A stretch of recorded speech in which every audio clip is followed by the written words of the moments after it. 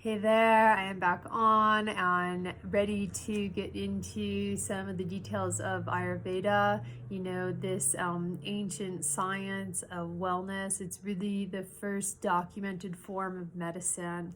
And I think I mentioned before, it is lifestyle medicine. So this is such an amazing time for us to be thinking about health and wellness, and particularly how our lifestyle affects our health and wellness. And right now, with the COVID pandemic that is ongoing, I think a lot of people are wanting to figure out ways to just be healthy, how to boost their immune system, how to stay strong in times of adversity, how to stay strong in the face of, an infectious disease.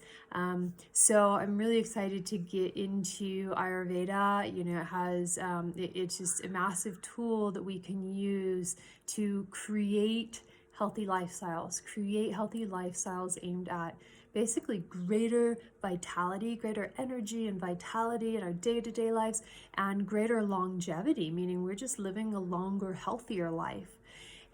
So really the best place to begin, I believe, is with the elements, because the 5 elements in Ayurveda are basically the building blocks of everything, all of nature, and that includes us humans. We are made up of the 5 elements. 5 elements are ether, air, fire, water, and earth.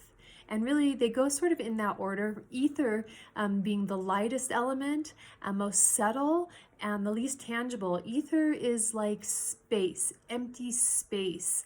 And then air is more, a little more tangible, but it's still pretty subtle. And it is like the wind. It is like movement in the wind. And then fire, I think we all know fire. Fire is heat. That is the element of heat and light. And then water. Water is an element of, fluidity, flexibility, nourishment, love. And then there's earth.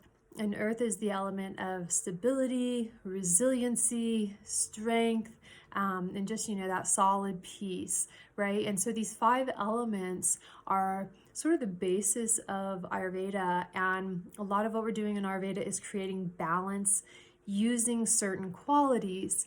And so it gets important to know that, ether is the lightest of those elements and the most subtle, air is the next, and then fire is a little bit less subtle, a little heavier, water, of course, getting heavier, and then earth being, very, heavier vibration and much more tangible.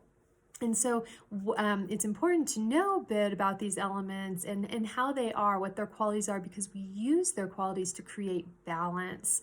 And so basically something, for example, like anxiety is something that is driven by a bit of the air and space element, air and ether, because anxiety a lot of times is worry about something that is unknown. And so we can call space element what would hold the unknown is that element of space. And then air moves the thought processes, right? It's like the wind is moving thought processes through our mind, and that's sort of the creation of anxiety.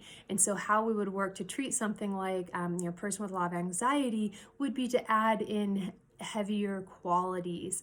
So just basic oatmeal, right? Oatmeal is sort of heavy like the earth, and it has water, which is also heavy. And so those, like something like oatmeal brings just like a grounding, nourishing component for a person who might be dealing with a lot of anxiety. And so that's just a, beginner piece into the elements and how we look at the elements from the Ayurvedic perspective, how we can really use, basic things like food, what we're eating, lifestyles, our activities throughout the day, how we choose to spend our day, our environments, our relationships. We can see just all these different qualities show up, and then we just start to create balance in places where we need to do so.